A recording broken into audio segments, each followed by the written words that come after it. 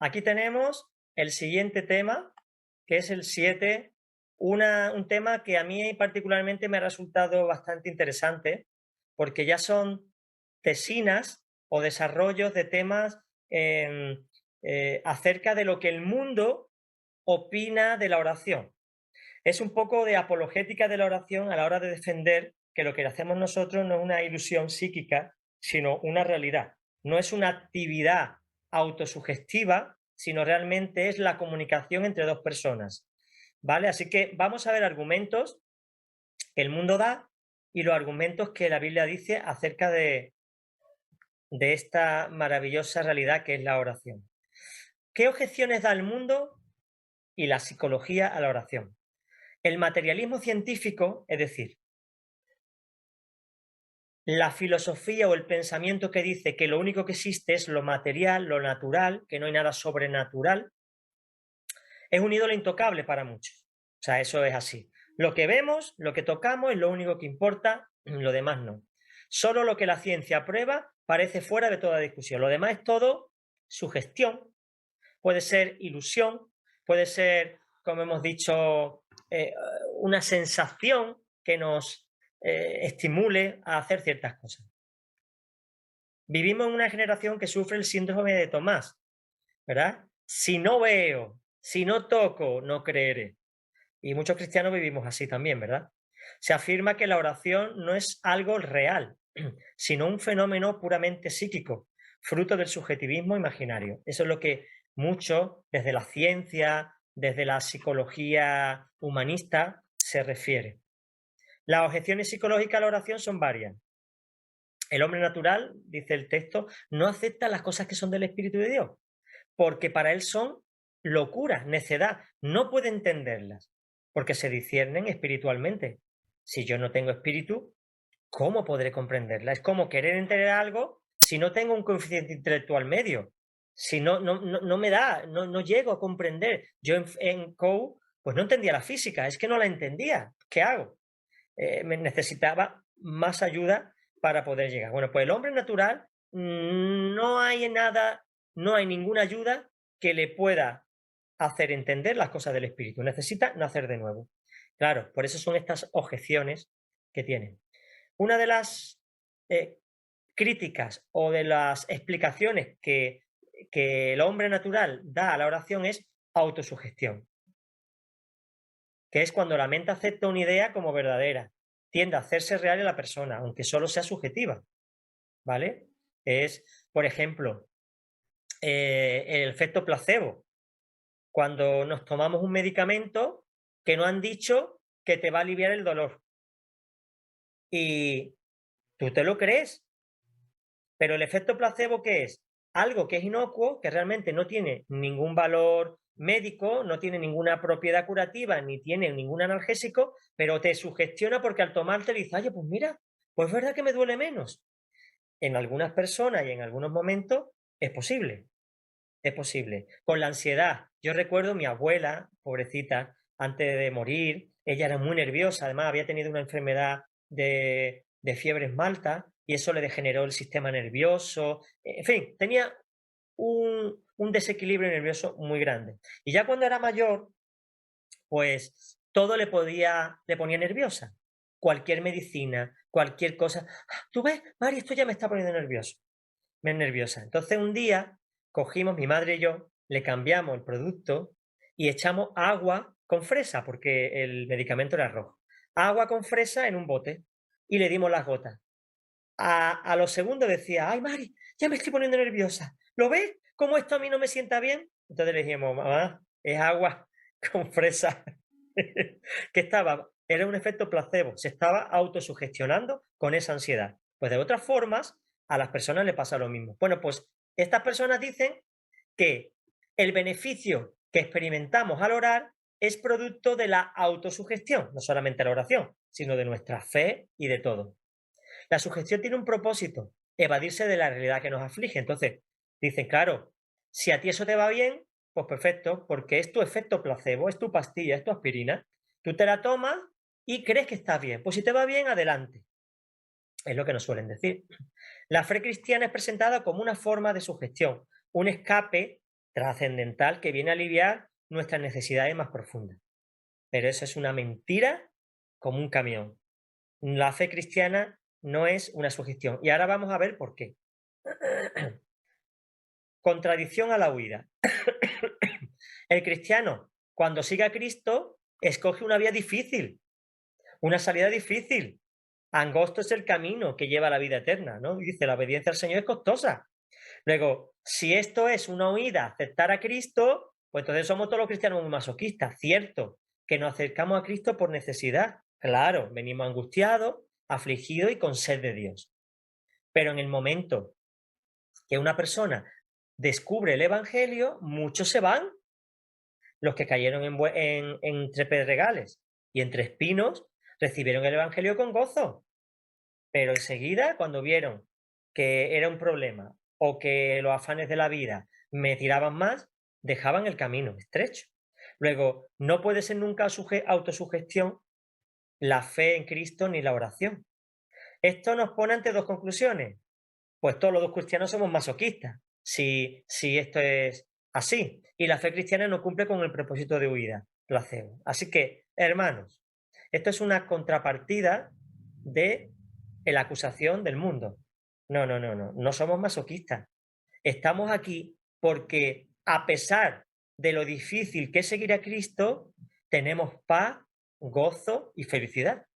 Hemos descubierto al Creador y tenemos una estrecha relación con Él. Así que no nos mueve la sugestión, nos mueve el amor que Dios ha derramado en nuestros corazones por el Espíritu Santo. En el mundo tendréis aflicción, ya lo tuvo Cristo y nosotros. Contradicción a la brevedad. Vale, estos títulos que pueden resultar un poco confusos son los que Pablo Martínez ha puesto en su título. Podemos cambiarlo y darle quizá un carácter más comprensible. La sugestión se caracteriza por la brevedad de sus efectos. Entonces, si yo llevo 32 años en el Evangelio, no puede ser sugestión lo que yo tengo, porque es breve. De hecho, la primera vez que yo experimenté el Espíritu Santo, pensé que era sugestión, porque me sentí bien y dije, esto es que yo me creo que estoy hablando con Dios y por eso siento lo que siento. Bien, si hubieran sido 5 o 10 minutos o un día, puede ser, pero 32 años después, que esa gozo y esa paz sigue creciendo en mí, no puede ser sugestión, porque la sugestión es muy breve. Por el contrario, la fe tiene un carácter permanente. Los cambios en el creyente se prolongan en el tiempo, como hemos dicho. Los efectos de la sugestión suelen ser espectaculares, como he dicho con mi abuela. Se sentía fatal, pero también te puedes sentir muy bien, ¿vale? Pero el efecto suele ser efímero, dura poco tiempo. Sin embargo, los efectos de la fe suelen ser más lentos y más profundos. Quizás yo tuve una experiencia muy fuerte, carismática con el Espíritu Santo al principio y tuve un cambio muy grande, pero es verdad que también tuve una bajada muy fuerte. Sin embargo, mi mujer fue mucho más progresiva, más lenta, pero más fianzada. Ella no se pegó el batacazo que yo, ¿vale? De hecho, ella tardó un año en bautizarse, yo un mes. Pero al año de yo bautizarme estaba hecho polvo, estaba abajo. Sin embargo, al año de ella llegar a la iglesia, estaba arriba. Para que veas que la fe suele ser más lenta, pero más profunda en sus cambios y en sus efectos. Y el que comenzó la obra la terminará. La respuesta condicionada. La fe no es más que una respuesta biológica. Hemos dicho que el mundo dice que la fe es sugestión.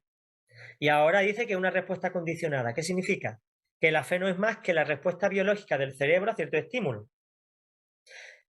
Normalmente se dice en el mundo científico que funcionamos por reacciones químicas, que el amor no existe, sino que hay cierta sustancia en nuestro cerebro que nos hace sentir esas emociones.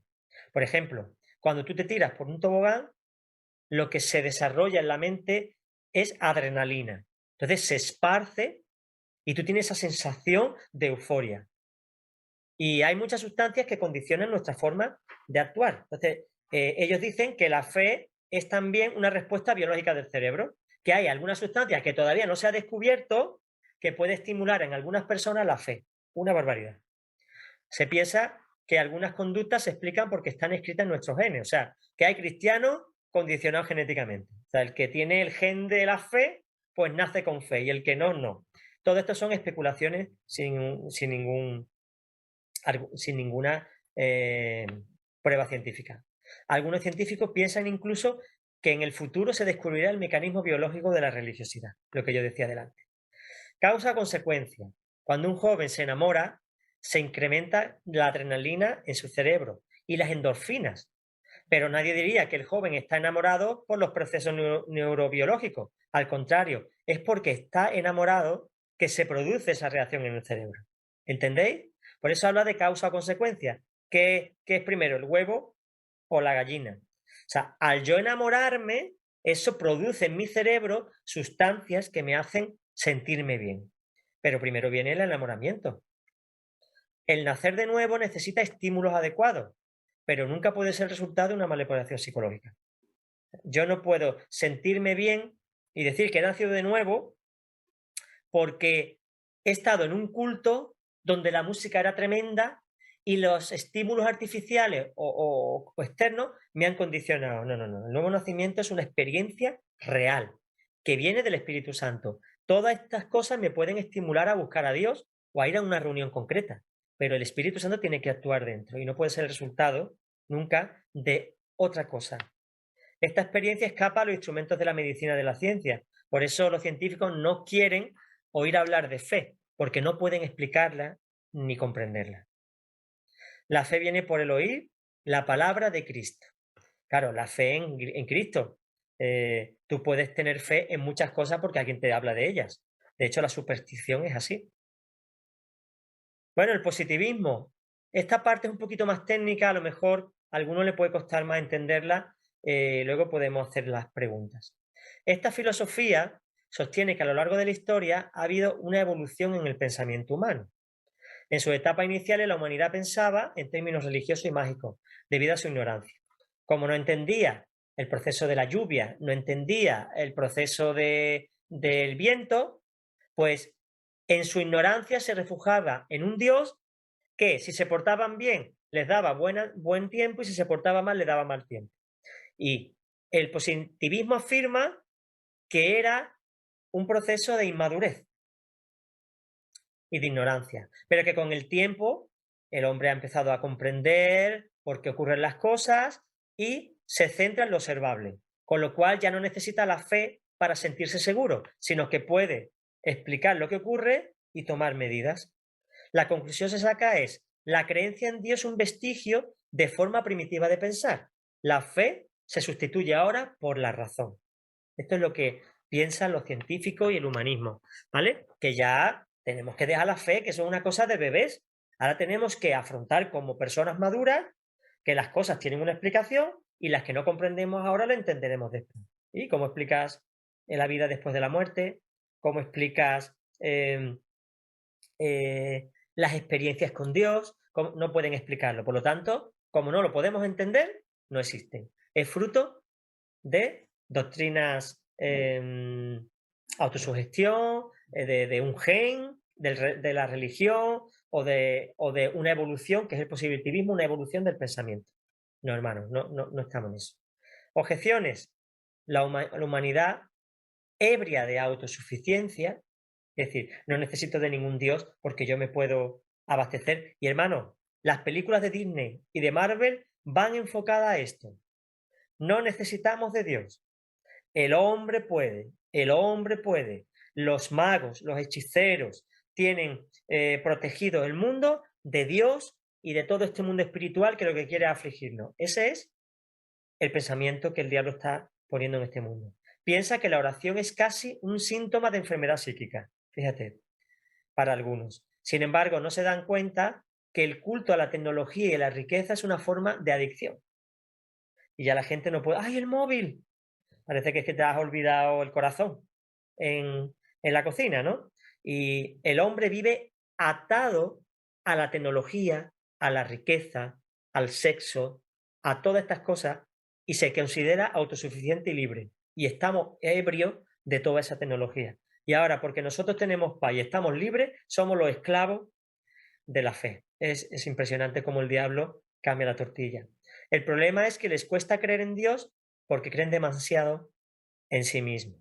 Y el materialismo lleva una vida árida y vacía. Las personas están hartas de una cultura racionalista que lo analiza todo, pero que no le da felicidad ni respuesta, ni respuesta. Alegando ser sabios, se hicieron necios. Por eso, hermanos, siempre decimos que tú, por muy pocos estudios que tengas, por muy poca capacidad intelectual que te hayan dicho que tienes, por muy poca educación que hayas recibido en tu casa, tú eres especial, porque el Espíritu Santo te ha capacitado sobrenaturalmente para entender cosas que el mundo ni sospecha que existen. Eres un privilegiado, una privilegiada, y tienes que ahondar en ese misterio de Cristo para descubrirlo más. Y a aquellos que quieren, que tienen hambre y sed de Dios y que no se agarran a estas balsas podridas, sino que realmente tienen una necesidad de conocer la verdad, tú estás capacitado por el Espíritu Santo para transmitirle la verdad de Dios. Así que, hermano, hermana, eres muy especial. Dicen también que esto es una ilusión infantil. La oración surge de la necesidad de relacionarnos con un padre ideal. Eso decía el del psicoanálisis, Freud. No es más que que una ilusión fruto de una necesidad. Como todos nacemos con necesidad de relacionarnos con un padre, pues nos imaginamos a un Dios Padre. Y además él era judío, para más Inri. La fe en Dios es una parcela de la personalidad que ha madurado suficientemente en un adulto. Todo lo aplican desde el punto de vista natural. Pero ¿qué objeciones tenemos psicoanálisis? Si la fe es un tipo de inmadurez, ninguna persona emocionalmente madura creería en Dios. ¿Y cuántos intelectuales creen en Dios? ¿Verdad? Toda persona inmadura creería en Dios. ¿Y cuántas personas inmaduras e infantiles no creen en Dios, son ateas? Luego, la creencia no determina nuestra madurez emocional. No tiene nada que ver. La fe viene por el oír la palabra de Dios y aceptarla. A medida que una persona crece en madurez psicológica, avanzaría de una etapa religiosa a otra atea. Es decir, si el psicoanálisis de Freud dice que es mi necesidad de un padre la que me hace creer en un Dios papá, y que conforme vamos creciendo, vamos madurando y por lo tanto ya no tenemos que depender de una imaginaria creencia en Dios, pues entonces todas las personas conforme vayan creyendo se volverán ateas. No habría nadie adulto que fuera creyente. Sin embargo, el 90% de la humanidad madura y adulta cree en alguna forma de Dios. Luego se equivocan de lado a lado. El niño que tuviera la figura de un padre no debería ser religioso porque no necesita otro padre. Si el argumento que da Freud es que nuestra creencia en Dios Padre es por la necesidad de un padre, pues si yo tengo un padre ya, ¿para qué quiero otro padre? No tienen ningún sentido sus argumentos. Si no nos hacéis como niños, no entraréis en el reino de los cielos. Si no nos humillamos ante Dios, si no dejamos esa autosuficiencia, no podremos entrar en el reino de Dios. Conclusión. La vida psíquica de un creyente nos proporciona datos sobre la madurez de su fe. Cuanto más rica sea esa vida, más maduros seremos.